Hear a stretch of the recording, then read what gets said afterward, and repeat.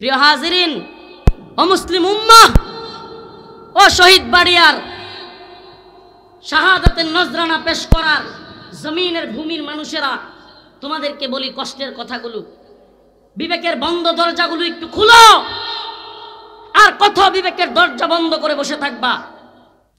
বলতেছিলাম বিবেকের বন্ধ দরজাগুলো একটু খুলেন। বলবেন হুজুর কি কয় খুলবো, আমরা তো সব দরজা খুলেই বসে আছি।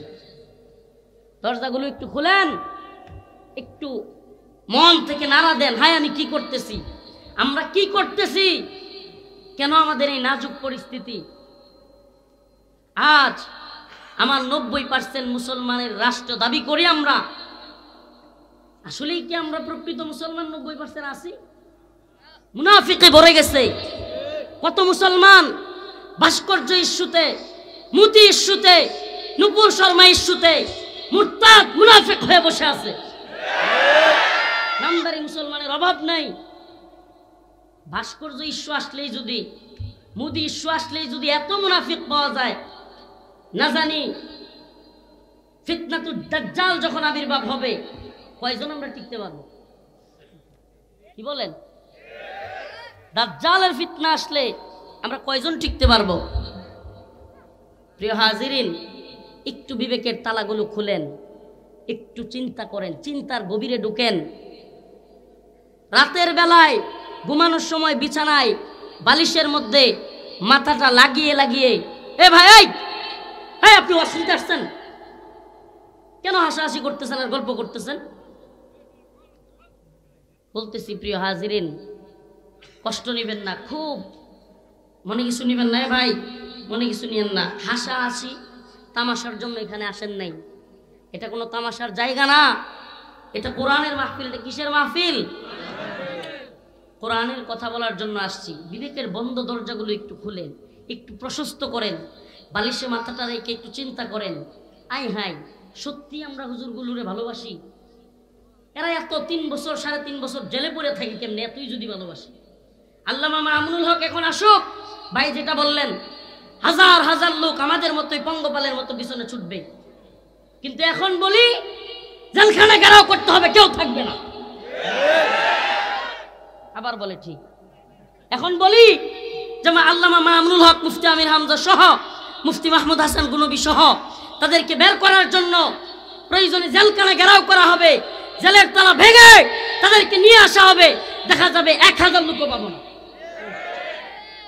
আশ্চর্য কথা, আমরা জানি এগুলো, আমরা জানি। আজকে আবার যদি রাস্তা থেকে আমাদেরকে ধরে নিয়ে যায়, রাস্তায় যদি রেড দিয়ে গাড়ি দিয়ে তুলে নিয়ে যায়, আমাদের জন্য কেউ হয়তো আগায় আসবে না, আমরা জানি। কিন্তু কে আসবে কে আসবে না এগুলোর পরোয়া করি না, এগুলো চিন্তা করে কথাও বলি না। কারণ আমার আল্লাহ বলেছেন রাসূলুল্লাহ সাল্লাল্লাহু আলাইহি ওয়াসাল্লামকে যে আপনি বলে দিন, ইন্না সালাতি ওয়া নুসুকি ওয়া মাহইয়ায়া ওয়া মামাতি লিল্লাহি রাব্বিল আলামিন। আমার নামাজ, আমার রোজা, আমার কুরবানি, আমার হায়াত, আমার মৃত্যু কার জন্য? বলে না। সফলতা কখন আসবে? আজকের আলোচনার বিষয় কি? মুসলিমদের, মুমিনদের সফলতার পথ কোনটা এবং সফলতা আসবে কিভাবে? আজ আমরা তো সফলতার চিন্তা কি করি? গ্রামের চাচা সফলতার চিন্তা করে কি? পাশের ঘরের চাচার 50 কাঠা জমি, আমার কেমনে 60 কাঠা হবে, তার সফলতা। চাচির চিন্তা কি? পাশের ঘরের ভাবির 5 ভরি স্বর্ণ, আমার 10 ভরি লাগবে, এটা সফলতা।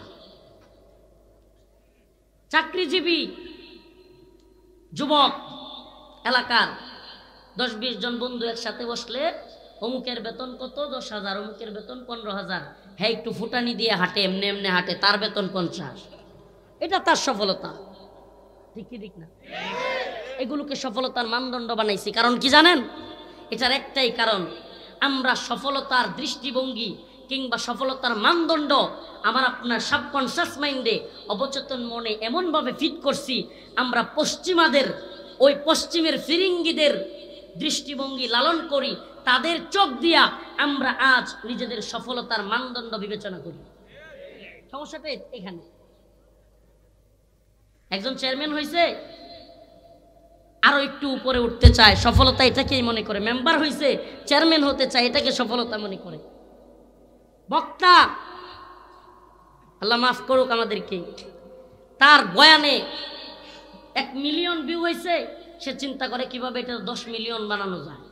আল্লাহ মাফ করুক, আস্তাগফিরুল্লাহ।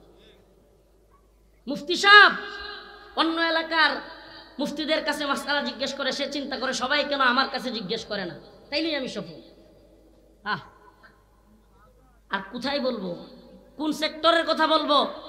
আমাদের সফলতাগুলো মাপার মানদণ্ড আজ আমরা এইভাবে ঠিক করছি। 6 ডিজিটের বেতন, অর্থাৎ লাখ টাকা বেতনের চাকরি, একটা আলিশান বাড়ি বিবাড়িয়া শহরে থাকলে ভালো, আর যদি ঢাকা শহরে হয় তাইলে তো কথাই নাই। আর যদি লন্ডনে কিংবা ওয়াশিংটনে কিংবা অস্ট্রেলিয়া কিংবা কানাডা সিঙ্গাপুরে যদি হয়ে যায়, তাহলে তো আমার চাইতে সফল ব্যক্তি কি? ঠিকই ঠিক না? কি মনে করেন, আমরা কি দুনিয়ার হাকিকত কিংবা দুনিয়া বুঝি না? নাকি দুনিয়ার তামাশা বা দুনিয়ার যশ খ্যাতি কিংবা আমার কেরিয়ার এগুলো বুঝি না আমরা? আমাদের কি পাগল মনে হয়? দুনিয়ায় টাকা হইলে সম্মান পাওয়া যায়, বাড়ি গাড়ি থাকলে, যশ খ্যাতি থাকলে, লাইক কমেন্ট ভিউ হইলে ভালো লাগা, এটার মধ্যে এক ধরনের উন্মাদনা, এগুলোকে আমরা বুঝি না? কি মনে করি? আমরা জানি না আমাদের মুখগুলো একটু হালকা এদিক সেদিক করে দিলেই টাকা পয়সা যশ খ্যাতির অভাব হবে না, আবার জেলেও যেতে হবে না? এগুলো আমরা বুঝি না নাকি? কি মনে করি? আমরা একবারে অবুঝ। আমরা কেমনে চললে আর জেলে যাইতে হবে না, আর কেউ আমাদেরকে ধরবে না, মারবে না, কেউ হুমকি ধমকি দিবে না, এই বয়ান কি আমরা বুঝি না? কণ্ঠ কি আমাদের নাই? আজকে এখানে যদি কণ্ঠের ওয়াজ করি, আল্লাহ মাফ করুক, মনে কিছু নিয়েন না, যতক্ষণ বয়ান করব কণ্ঠ দিয়ে খালি শুনবেন, শুনতেই থাকবেন। কণ্ঠের ওয়াজ শুনবেন।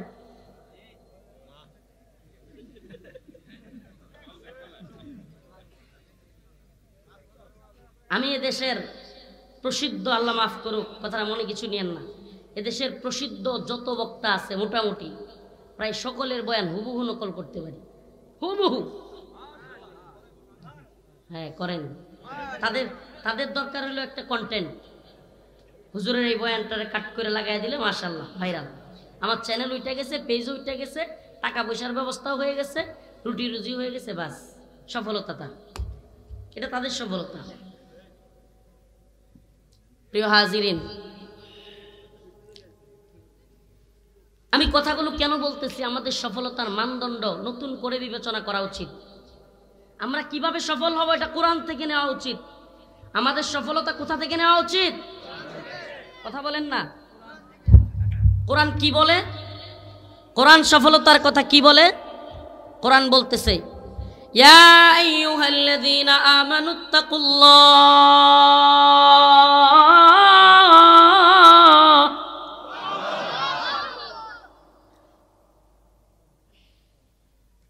ওয়া কুলু কাওলান সাদীদা ইউসলিহ লাকুম আমালাকুম ওয়া ইয়াগফির লাকুম যুনুবাকুম ইয়া আইয়ুহাল্লাযীনা আমানু ইত্তাকুল্লাহ।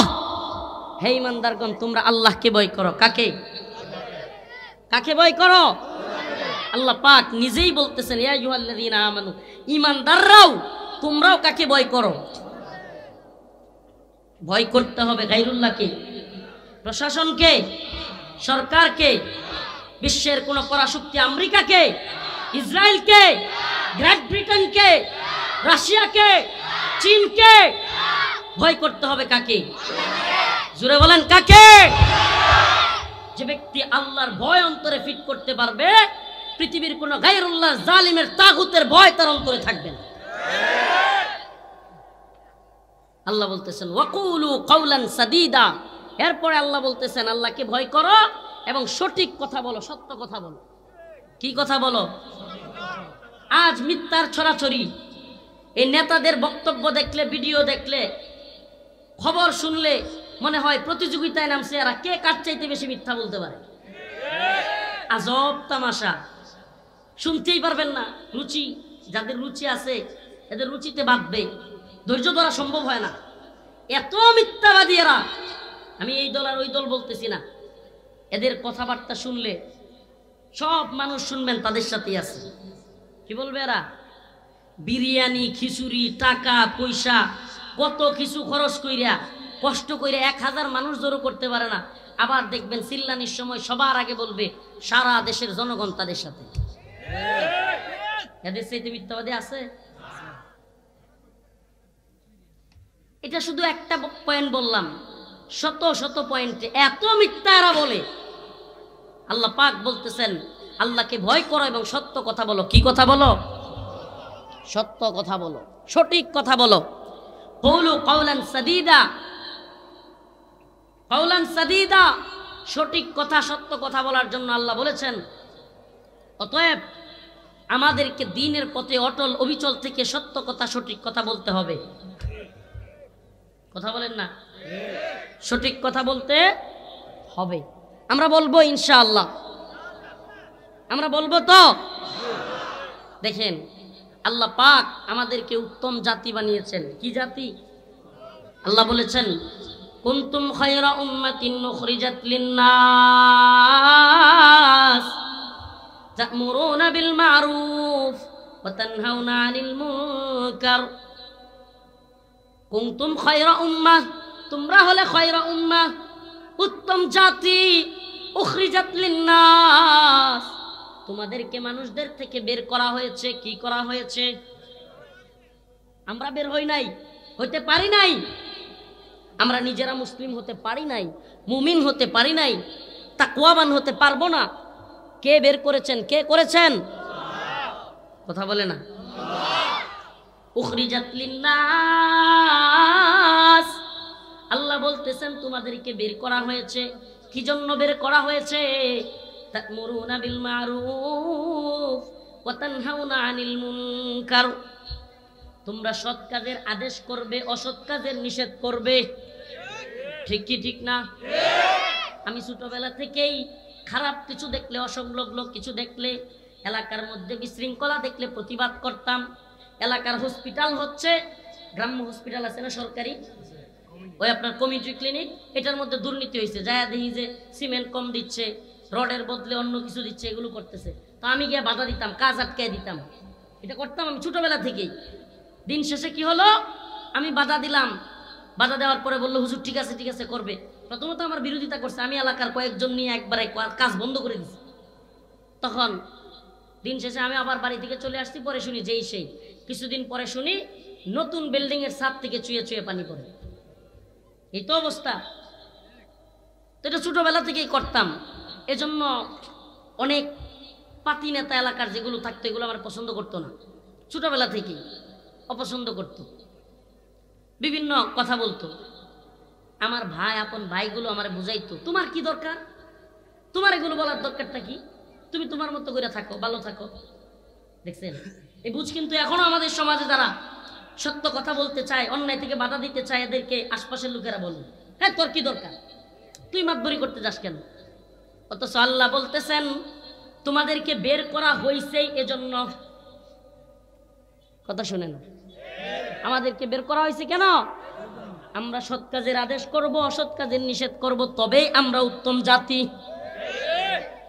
তা'মুরুনা বিল মা'রুফ ওয়া তানহাউনা 'আনিল মুনকার, আমরা সৎ কাজের আদেশ করব, অসৎ কাজের নিষেধ করব। আরে আপনাদের একটা ভয়ঙ্কর হাদিস শোনাই, ভয়ঙ্কর। আমি যখন এই হাদিসটা দেখছি বিশ্বাস করবেন কিনা আমার অন্তরাত্মা কেঁপে উঠছিল। হাই হাই, এত ভয়াবহ হাদিস।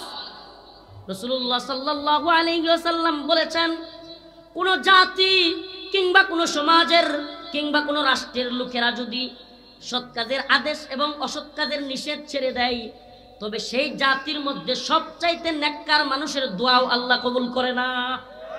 হাই হাই, বুঝতেছেন আপনি কত ভয়ঙ্কর?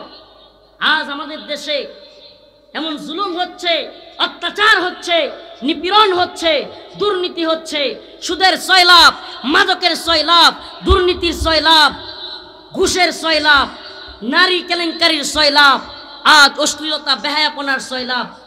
এত খারাপ খারাপ অবস্থা, আলেমদের উপর জুলুম হচ্ছে, আওয়ামদের উপর জুলুম হচ্ছে, দ্রব্যমূল্যের ঊর্ধ্বগতি, মানুষ খেতে পারে না, কিনতে পারে না, এত কিছুর পরেও এই জালিমদের বিরুদ্ধে দোয়া কেন কবুল হয় না? কথা বুঝেন ভালো করে। এই হাদিস আল্লাহ রসুল সাল্লাল্লাহু আলাইহি সাল্লামের এই হাদিস, বাবা অনেকে মনে করবেন হুজুর দিয়ে দমকাইতেছেন, না বাবা মনে মাফ করে দিন, কষ্টে বলতেছি, এইভাবে কষ্টে। বিশ্বাস করেন এই ছোট্ট হৃদয়ে কি পরিমাণে যে কষ্ট এ জাতির জন্য। আপনি কি মনে করেন আমার পকেটে অনেক টাকা হাদিয়া দিয়ে দেন, আমি ভালো থাকি ভালো খাই বলে? এদেশের মানুষ যে টাকা পয়সা দিয়ে কিনে খেতে পারে না, 1000 টাকা নিয়ে গেলেও বাজার করতে পারে না, রিক্সাওয়ালা সারাদিন কাজ করে কান্না করে, ঘরে ছোট বাচ্চাটা বসে থাকে, সেই বাচ্চাটাকে একটা স্কুল ড্রেস কিনে দিবে সেটাও পারে না, ওই বাবা আর ওই মায়ের কান্না কি আমাদের গায়ে লাগে না? কি মনে করেন আপনি, লাগে না আমাদের?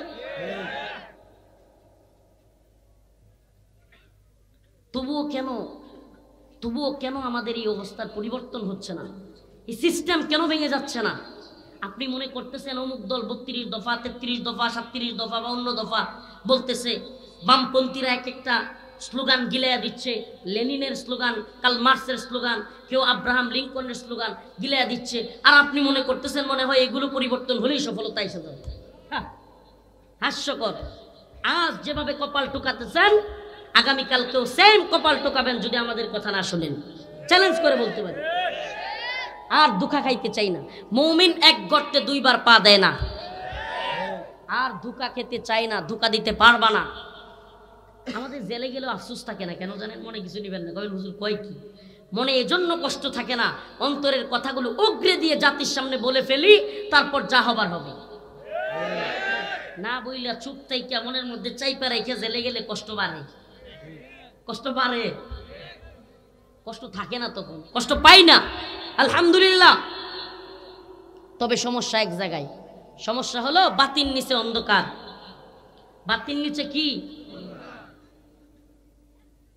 প্রত্যেকটা মানুষ, সাহসী মানুষ, স্বাধীন চেতা মানুষ আপন শক্তিতে জ্বলে উঠতে পারত।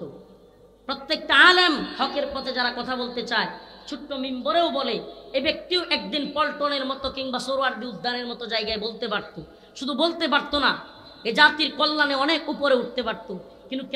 কিন্তু কেন মিম্বর থেকে থেমে যায়? কারণ আশপাশ, বাবা, ভাই, বোন, মা, বউ, স্ত্রী, শাশুড়ি, ছেলে, মেয়ে, এরা সবাই আটকে দেয়। প্রত্যেকটা স্বাধীন চেতা মানুষকে, বিপ্লবী মানুষদেরকে এইভাবে আটকে দেওয়া হয়, আটকে যায় একটা সময়। এটা দেখতেছি আমি, এটাই বাস্তবতা। আটকে যায়, সেই মিম্বরে আটকে যায়। একটা মানুষ মুয়াজ্জিন কিন্তু স্বাধীন চেতা, সুবহানাল্লাহ।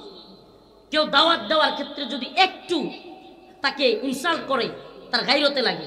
ইমাম সাহেব মাশাআল্লাহ এমন অনেকে আছেন ছোট্ট মসজিদের, কিন্তু তাকে যদি কেউ কটু কথা বলে দ্বীনের ব্যাপারে, তার গায়রতে লাগে। কিন্তু এই গায়রতওয়ালা মানুষগুলো একসময় কেন হারিয়ে যায় জানেন?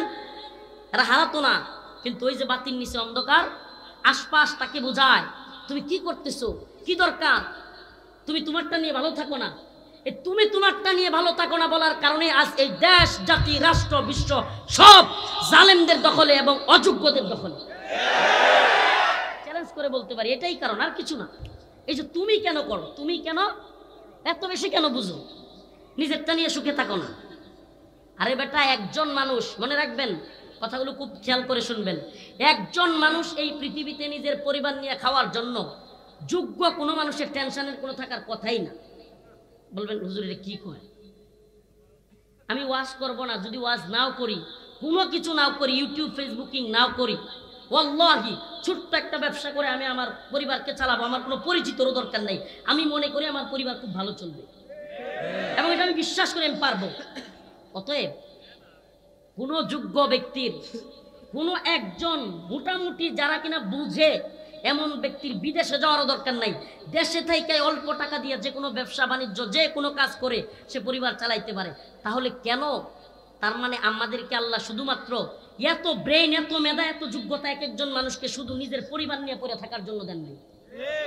একটু ভালোভাবে বুঝেন, রাষ্ট্র পরিচালনার মতো, আন্তর্জাতিক বিশ্ব পরিচালনার মতো জ্ঞান, মেধা, অ্যাবিলিটি আল্লাহ পাক এক একজনকে দিয়ে রাখছে। অথচ মিম্বরে পড়ে আছে, অথচ একটা ছোট্ট মসজিদে পড়ে আছে, অথচ এমন লোক যাকে কেউ চিনেও না, জানেও না, অথচ যোগ্যতায় ভরপুর, কাহিনী কি? এভাবে থেমে আছে কেন? কারণ স্বাধীন চেতা বিপ্লবী মানুষগুলোকে থামায় দেওয়া হয়, আটকে দেওয়া হয়, তাকে আগ বাড়তে দেওয়া হয় না। যদি আগ বাড়তে দেওয়া হতো, আজ এই সমস্ত জাহেলগুলো, অজ্ঞ লোকগুলো, অযোগ্য লোকগুলো এভাবে বিশ্বের পরাশক্তিধর জায়গায়, রাষ্ট্রের বিভিন্ন মেইন পয়েন্টে, মেইন যোগ্যতার আসনে এই সমস্ত অযোগ্য লোক থাকতো না, যোগ্য লোকেরাই বসতো। সমস্যাটা কোথায়? বলবেন হুজুর কি কথাবার্তা বলতেছেন, কিছুই তো বুঝতেছি না, সব তো মাথার উপর দিয়ে যাচ্ছে, আবেগে কষ্টে কিছু কথা বলে ফেলতেছি। সফলতা কোন পথে? আবারও মনে রাখবেন, আয়াতে কারিমা যেটা তিলাওয়াত করেছি, সফলতা কোন পথে, আজ একটু বলে দিতে চাই আপনাদেরকে। একটু গভীরভাবে নিজের বিবেকের বন্ধ দরজাটা খুলেন। আমার 10 জন মানুষ দরকার, এত লোক দরকার নেই।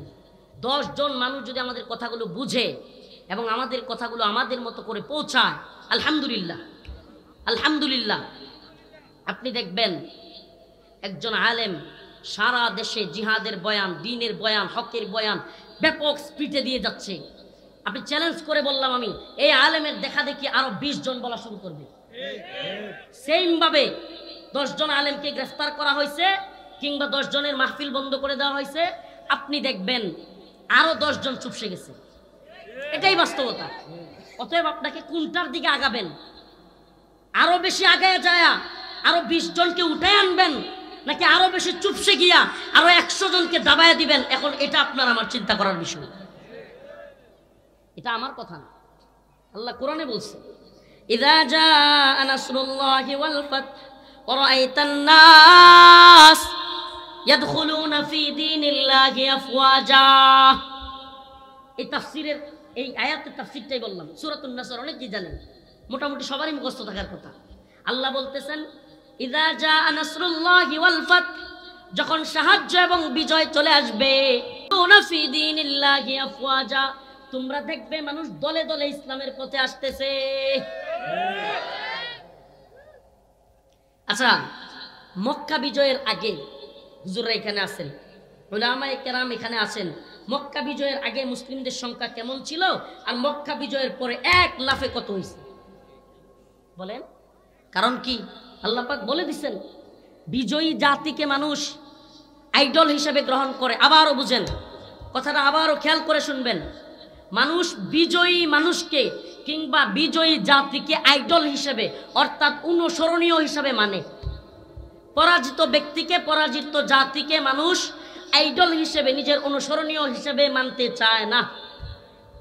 আমাদের পায়ে যখন বেরি থাকে, হাতে যখন লম্বা গরুর মতো রশি থাকে, এত মোটা হেলমেট পরানো হয়, এত বড় পুলিশের জ্যাকেট পরানো হয়, শরীর দেখা যায় না, হাঁটতে পারতেছি না, এই অবস্থায় কোনো ব্যক্তি নিজেকে দেখতে চায় না, ভয় পায়, আতঙ্কে থাকে, হাই হাই না জানি আমারই অবস্থা হয়, ঠিক কি ঠিক না?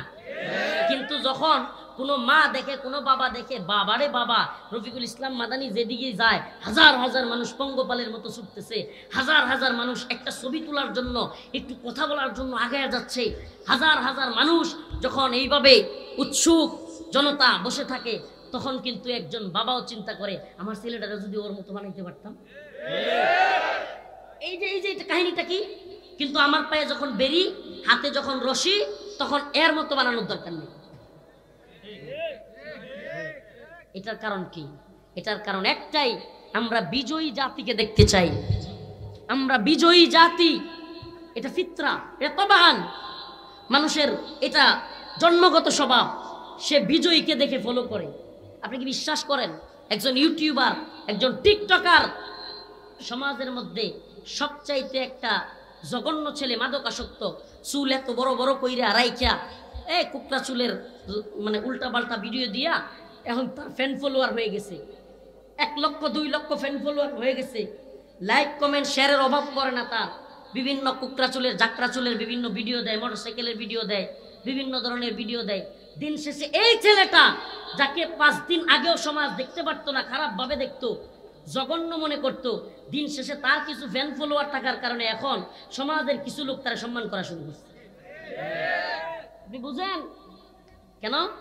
কারণ তার ফ্যান ফলোয়ার বেড়ে গেছে, তাকে মানুষ অনুসরণ করে। আসলে কি সে এখনো জঘন্য আছে না নাই? সে তো এখনো খারাপ কাজই করে, তবুও কেন মানুষ ফলো করে? এটাকে সফলতা ভাবছে সে, এটাকে সে সফলতা ভাবছে। আর যেটাকে মানুষ সফলতা ভাবে, দিন শেষে এলাকার মানুষও সেটাকে ফলো করতে চায়। এখন সমাজের ভদ্র সভ্য ছেলেটাও স্কুলের ফার্স্ট বয়ও ওই মাদকাসক্ত কুকরা চুলের ছেলেকে ফলো করা শুরু করছে। সে ভাবতেছে আমি তো ব্যর্থ, আমি কিছুই করতে পারলাম না। আমার ফেসবুকে লাইক করে 20টা আর ওর ফেসবুকে লাইক করে 1 লাখ। আমি মনে হয় ব্যর্থ, সে মনে হয় সফল। আফসোস, আফসোস। এই কি আমাদের সফলতার মানদণ্ড? এটাই কি আমাদের সফলতার মানদণ্ড হওয়া উচিত? বরং সেই যুবক যে তার মায়ের কথা শুনে, তার বাবাকে সম্মান করে, মায়ের খেদমত করে, বাবার খেদমত করে, 5 ওয়াক্ত নামাজ পড়ে, তার ফেসবুকের আইডিও নাই, কিন্তু সে তো সফল ছিল। সে কি ছিল? সফল ছিল। কিন্তু তাকে এই ব্যর্থতার পরিচয়ের, ব্যর্থতার তকমা কে লাগাইয়া দিল? তার চাকরি নাই বলে, নকরি নাই বলে। আরে যুবক কিভাবে চাকরি পাবে? চাকরি পাইতে তো 10 থেকে 15 লাখ টাকা ঘুষ লাগে। তো যুবক চাকরিটা পাবে কোত্থেকে? সমাজে ভালো ছেলেগুলো নষ্ট হয়ে যাচ্ছে। এমনও ছেলেকে পাওয়া যায়, কিছু বাস্তব কথা বলে ফেলি, এমনও ছেলেকে পাওয়া যায় সুশিক্ষিত মেধাবী ছেলে, ভার্সিটি পাস, কিন্তু একটা মাদকাসক্তের সাথে চলে। কাহিনী কি? শানে নুজুল কি, মানে গভীরে গিয়ে ঢুকে দেখবেন কাহিনী কি। কাহিনী হলো এই ছেলে হতাশা থেকে এক পর্যায়ে বিড়ি খাওয়া ধরছে। এখন বিড়ি খাওয়ার টাকাও বাপ মার কাছ থেকে নিতে পারে না, এজন্য এই নেশাখোরের সাথে চইলা মাঝে মাঝে বিড়ি খায়। একদিনে হয় না এ সমাজ নষ্ট। এ যুবকরা ভুল পথে একদিনে যায় নাই, একদিনে পা বাড়ায় নাই। এজন্য এ দায়ভার এ রাষ্ট্রের, এ সমাজের, এ সরকারের, এ বিশ্ব সিস্টেমের। এই আমাদের যুবকদের ভুল পথে যাওয়ার পেছনে এরাও দায়ী। এজন্য আমরা তো মিশনে নেমেছি। এই সমাজ ব্যবস্থা, এই কুফুরি বিশ্ব ব্যবস্থা, এই রাষ্ট্র ব্যবস্থা, এই তন্ত্র মন্ত্রের সুদ ঘুষ ভিত্তিক অর্থনীতির, এই সুদ ভিত্তিক ঘুষ ভিত্তিক অর্থনৈতিক সিস্টেমকে ভেঙে দিয়ে গোটা বিশ্বের সমকামী এজেন্ডা ভিত্তিক রাষ্ট্র ব্যবস্থাকে ভেঙে দিয়ে ইসলামিক সমাজ ব্যবস্থা প্রতিষ্ঠার সংগ্রামে নিজেকে নিয়োজিত করব। এই মিশনে ইনশাআল্লাহ আমরা নেমেছি।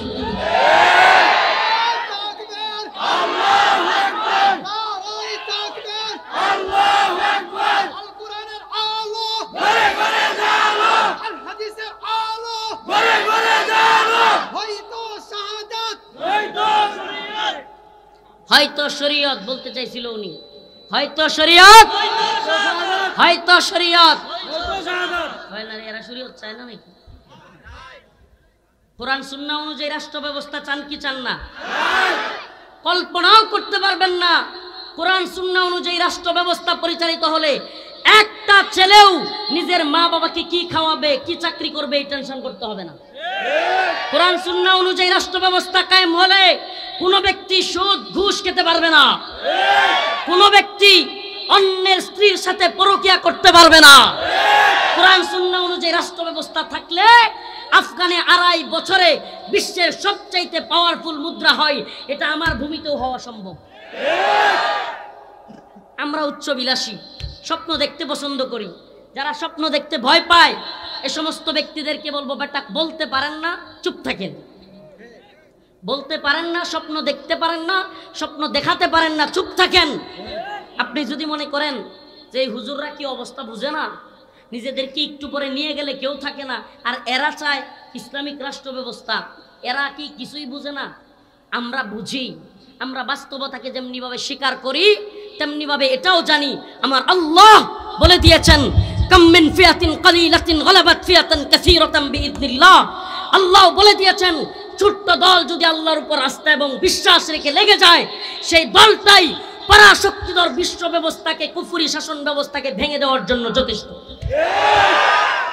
অতএব আমরা এটাও জানি, আমরা জানি লা গালিবা ইল্লাল্লাহ, আল্লাহ ছাড়া কোনো বিজয়ী নাই।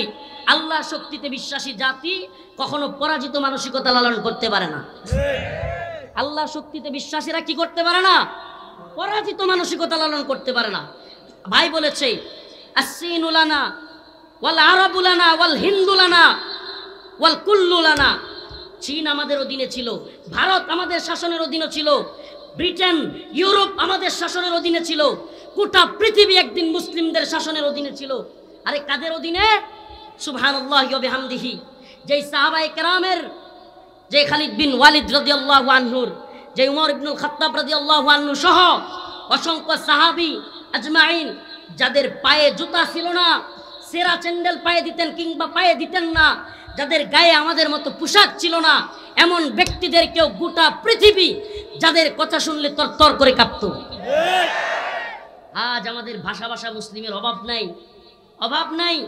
রাসূলুল্লাহ সাল্লাল্লাহু আলাইহি সাল্লাম বলেছেন, যেমন একটা সময় আসবে কুফফাররা দস্তরখানে মানুষ যেভাবে একে অপরকে খাবারের জন্য ডাকে, তেমনি ভাবে মুসলমানদেরকে হত্যা করার জন্য কুফফাররা একে অপরকে এইভাবে ডাকবে। হচ্ছে না? হচ্ছে না? এক ইস্যুতে এরা সবাই এক। ভারত চীনের দ্বন্দ্ব আছে, আমেরিকা চীনের দ্বন্দ্ব আছে, রাশিয়া আমেরিকার দ্বন্দ্ব আছে, আছে না নাই? কিন্তু এক ইস্যুতে এরা সবাই এক। কি? আমেরিকা আফগানিস্তানে হামলা করে মুসলমানদেরকে মারছে না মারে নাই? ইরাকে মারছে না মারে নাই? ফ্রান্স মালি সোমালিয়াতে এখনো পর্যন্ত মুসলিমদেরকে মারতেছে না মারে নাই? চীন উইগুরের মধ্যে মুসলিমদেরকে, উইগুর চীনের যে অংশ পূর্ব তুর্কমেনিস্তান, এখানে মারতেছে না মারে নাই? কাশ্মীরে ভারতের হিন্দুত্ববাদীরা কাশ্মীরে আমাদের মুসলমানদেরকে মারতেছে না মারে নাই? রাশিয়ার অবস্থা কি? রাশিয়া চেচনিয়ায়, রাশিয়া এখনো পর্যন্ত সিরিয়ায় মুসলিমদেরকে মারতেছে না মারে নাই? ক্রিমিয়া দখল করে মুসলিমদের হাত থেকে নিয়েছে না নাই? নাই। চীন উইগুরে মারতেছে, ভারত কাশ্মীরে মারতেছে, এদিকে রাশিয়া ক্রিমিয়া চেচনিয়াতে মারতেছে, আমেরিকা আফগান ইরাকে মেরেছে, ইসরায়েল ফিলিস্তিনে মারতেছে। কাদের কথা বলবো? প্রত্যেকেই মুসলিমদেরকে মারার ইস্যুতে এক। রাসূল সাল্লাল্লাহু আলাইহি সাল্লাম যে বলেছেন যে একটা জামানা আসবে, যেই জামানার মধ্যে কাফেররা মানুষ দস্তরখানের মধ্যে একে অপরকে যেমন ডাকে না ভাই আসেন কিছু খাই, তেমনি ভাবে কাফেররা একে অপরকে ডাকবে মুসলিমদেরকে হত্যা করার জন্য। জামানাটা মনে হয় কিয়ামতের পরে আসবে। এতক্ষণ উদাহরণ যে দিলাম এতে মনে হয় কি কিয়ামতের পরে আসবে না এসে গেছে? জোরে বলেন না। এখনই মারতেছে কি মারে না? আজীব তামাশা। বলবেন হুজুর কি বলে? এরা আমাদেরকে টনকে টন শত শত টন বোমা মাইরা, বোমা মারতে মারতে পাউডার বানায় ফেলে আমাদের বাড়ি ঘর, আমাদের সন্তান, আমাদের ভাই বোনদেরকে, আর বলে ওম শান্তি, বলে মুসলমানরা শান্তি শান্তি শান্তি, তোমরা হিংসা করবা না, তোমরা পরনিন্দা করবা না, তোমরা উগ্রবাদী হবা না, আর তারা বোমা মারতে মারতে আমাদেরকে পাউডার বানায় ফেলে। কি আজীব তামাশা! কি শিখাইলো? আর আমাদের কিছু নামদারি মুসলিম মুনাফিক গাদ্দাররাও আমাদেরকে বলে নরম থাকেন নরম থাকেন। এরা মনে হয় বুঝে না আমাদের চাইতে নরমও কেউ নাই, আমাদের চাইতে গরমও কেউ নেই। আমরা কতটা নরম, আমাদের স্ত্রী, আমাদের বোন, আমাদের মা, আমাদের পরিবারের কাছে গায়ে জিজ্ঞেস করো। আরে আমি তো এখনো পর্যন্ত আমার বাগ্নিদের কাছে, আমার বাস্তিদের কাছে ঘোরা হয়ে যাই, এরা আমার উপরে উঠা ঘোরা যেমন টুকটুক করে আমাদের উপরে উঠে টুকটুক করে। এদের কাছে মনে হয় আমাদের চাইতে আলাবুলা মানুষ পৃথিবীতে আরেকটাও নাই। আমার বাস্তি বাগ্নি ভাই, ওদের কাছে মনে হবে আমাদের চাইতে আলাবুলা মানুষ পৃথিবীতে। আমার বাগ্নি একদিন আমার বোনের বাড়িতে গেছি, আমার ছোট বাগ্নি বলতেছে মামা মরিয়ম তো আমার মারছে। তো আমি মানে অনেকদিন পরে গেছি, তো আমি বললাম মরিয়ম কেডা? কয় হ্যাঁ মামা তুমি সারা দেশে ওয়াজ করো বলি আবার মরিয়ম রে চিনো না। বুঝছেন কথা? কারণ কি সে ভাবছে আমার পাশের ঘরের আমার বোন মিমকে মরিয়মকে মামা চিনে না, তো মামা সারা দেশ চিনে, তা আমার চাইতে তো মামা কম বুঝে। ঠিক কি ঠিক না? প্রিয় হাজিরিন, কথাগুলো এজন্য বলছি যে আমরা নরম মুমিনদের কাছে, আমরা শক্ত কুফফারদের কাছে, মুরতাদদের কাছে, মুনাফিকদের কাছে আমরা কঠিন। মুমিনদের কাছে আমাদের চাইতে নরম আর কেউ নাই। প্রিয় হাজিরিন, আজ কুফফাররা গোটা পৃথিবীতে মুসলিমদেরকে মারার জন্য এভাবে ডাকতেছে।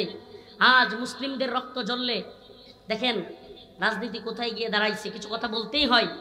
এদেশে যদি বিএনপির 10টা লাশ পড়ে জাতিসংঘ বিবৃতি দিবে। এদেশে বিএনপির 5টা 2টা লাশ পড়লে বিবৃতি দেয় আমেরিকা, ইউরোপীয় ইউনিয়ন, অ্যামনেস্টি ইন্টারন্যাশনাল, গোটা পৃথিবীর বিরাট বড় বড় সংস্থাগুলো বিবৃতি দেয়, বিরোধিতা করে। কিন্তু আপনি দেখবেন আমাদের লাশের পর লাশ পড়ুক, এরা কেউ বিবৃতিও দেয় না। আপনি বুঝেন, আপনাকে বুঝতে হবে আমরা যে সিস্টেমের বিরুদ্ধে কেন কথা বলি।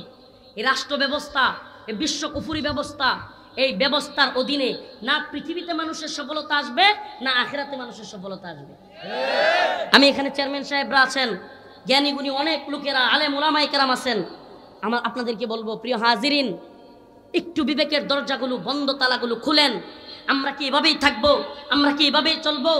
বলবেন হুজুর ব্রাহ্মণবাড়ির ছোট্ট মঞ্চে এত কথা বললে লাভটা কি হবে? ফায়দা এভাবেই হয়। বিস্ফোরণের আগে ছোট্ট ছোট্ট বিন্দু থাকে, কিন্তু এই বিন্দু বিন্দু থেকে বিস্ফোরণ ঘটে। একটা বিপ্লব একটা জাতিকে নাড়িয়ে দিতে পারে। একটা বিপ্লবের জন্য প্রথমে লক্ষ লক্ষ লোকের দরকার হয় না, দুই একজন লোকের দ্বারাই বিপ্লব সম্ভব হয়ে যায়। আমরা স্বপ্ন দেখি এ ভূখণ্ডে ইসলামী বিপ্লব হবে, আমরা স্বপ্ন দেখি এ ভূখণ্ডে হয়তো আমরা আগামীকালকে ক্ষমতায় যাব না, কিন্তু আমরা স্বপ্ন দেখি এ ভূখণ্ডে যারাই ক্ষমতায় আসুক, ইসলামিস্টদের মাইনাস করে ইসলাম বিরোধী কোনো কাজ করতে 100বার চিন্তা করতে হবে। আমরা এটা স্বপ্ন দেখি। আলেম উলামায়ে কেরামকে মাইনাস করে, হেফাজতে ইসলামকে মাইনাস করে, আল্লামা মুহিবুল্লাহ বাবিনগরীকে মাইনাস করে, যেমনি ভাবে শাহ আহমদ শফি রহমতুল্লাহি আলাইহি, মুফতি আমিন ইসাব রহমতুল্লাহি আলাইহি, আল্লামা বাবুনগরী রহমতুল্লাহি আলাইহিকে মাইনাস করে এক সময় কাজ করা যায় নাই। হেফাজতের একটা বিবৃতির কারণে অনেক কিছুর পরিবর্তন হয়ে যাইতো। হেফাজতের একটা বিবৃতির কারণে অনেক কাজ থেমে থাকতো। রাষ্ট্রের সর্বোচ্চ পর্যায়ের লিডার, সর্বোচ্চ পর্যায়ের নেতারাও পর্যন্ত হেফাজতের আমিরের একটা সাক্ষাতের জন্য অপেক্ষা করত, অপেক্ষায় থাকতো কবে হুজুরের সাক্ষাৎ পাবো। আর আজ আমাদের অবস্থা, আমাদের আমির, আমাদের মহাসচিবগণ এক একজন নেতার সাথে সিরিয়াল ধরতে হয়, এক একজন নেতার সাথে দেখা করার জন্য সিরিয়াল ধরতে হয়, অ্যাপয়েন্টমেন্ট নিতে হয়, কবে সাক্ষাৎ করতে পারবো। এই লজ্জা আমাদের, কষ্টের, এটা বড় কষ্টের।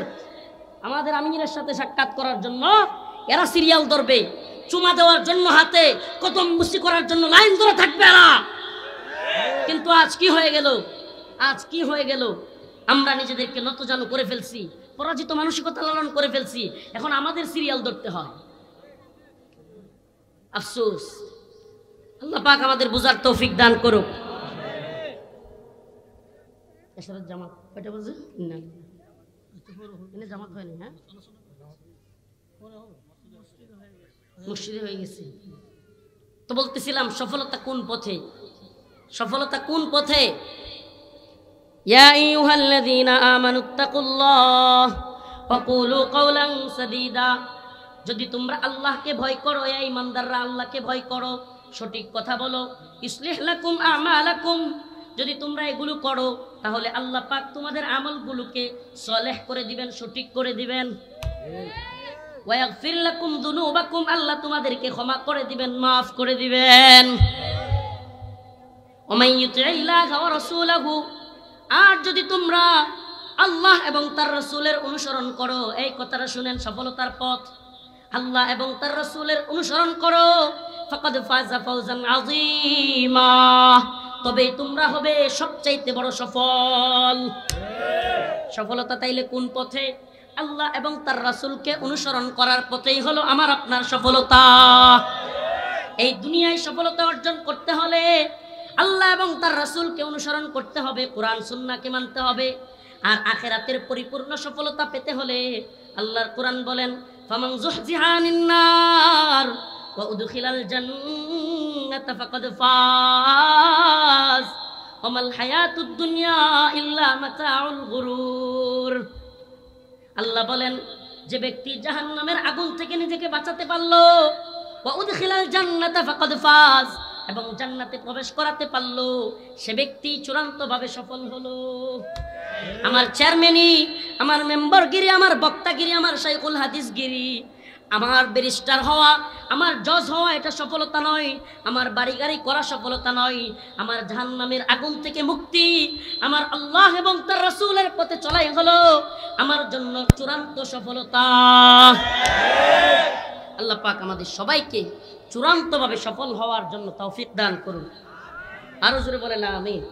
ওয়া আখিরু দাওয়ানা আলহামদুলিল্লাহি রাব্বিল আলামিন। আসসালামু